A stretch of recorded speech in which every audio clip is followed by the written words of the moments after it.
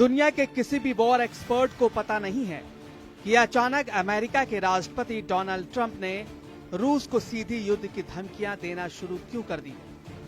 क्या राष्ट्रपति पुतिन राष्ट्रपति ट्रंप के जंगी ट्रैप में फंस चुके हैं या फिर ट्रंप यूरोप में अमेरिका के खिलाफ शुरू हुई बगावत से घबरा गए हैं। क्या अमेरिका को एहसास हो गया है कि क्या रूस यूक्रेन के साथ साथ यूरोप और नेटो के कम से कम 6 देशों पर हमला करना चाहता है।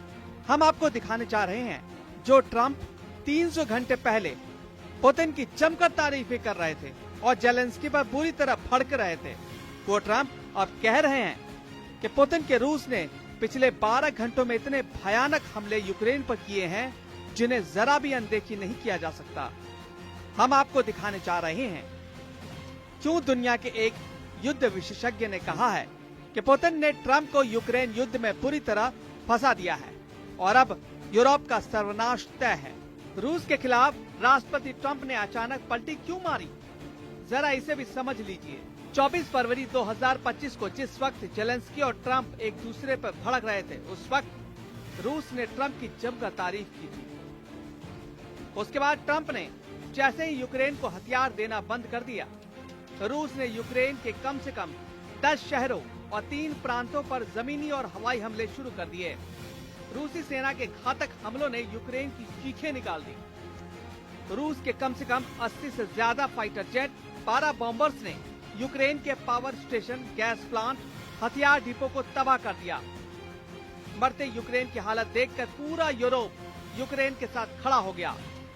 अमेरिका और हंगरी को छोड़कर नेटो के 30 देश और हंगरी को छोड़कर यूरोपियन यूनियन के 26 देशों ने सीधा ऐलान कर दिया कि हम अमेरिका के बिना ही यूक्रेन को रूस के हमलों से बचाएंगे।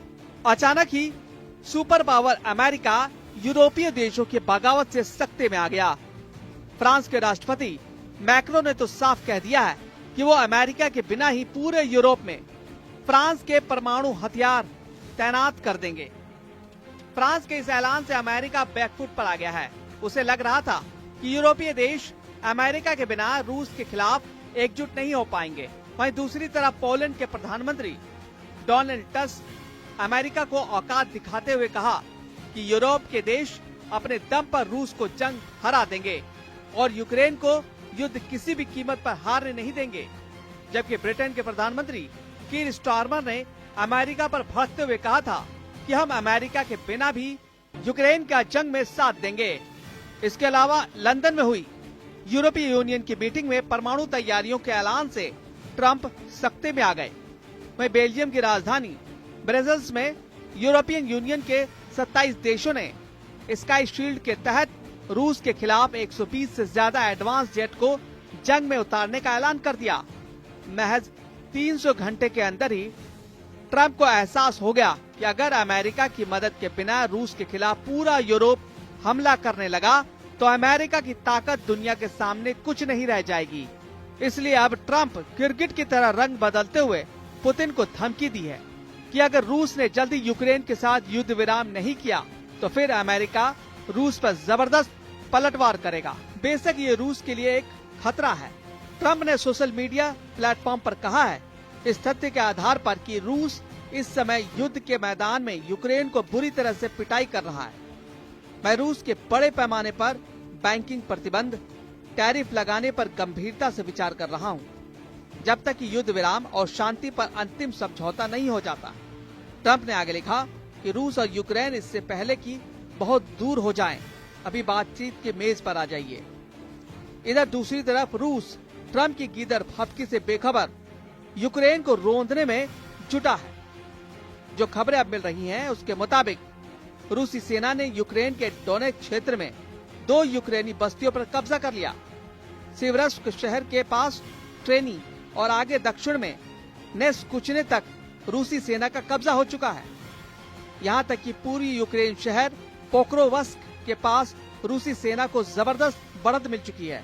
हम आपको दिखाते हैं कि अचानक यूक्रेन पर तेज हुए हमलों से यूक्रेन के साथ साथ अमेरिका बुरी तरह से घबराया क्यों है।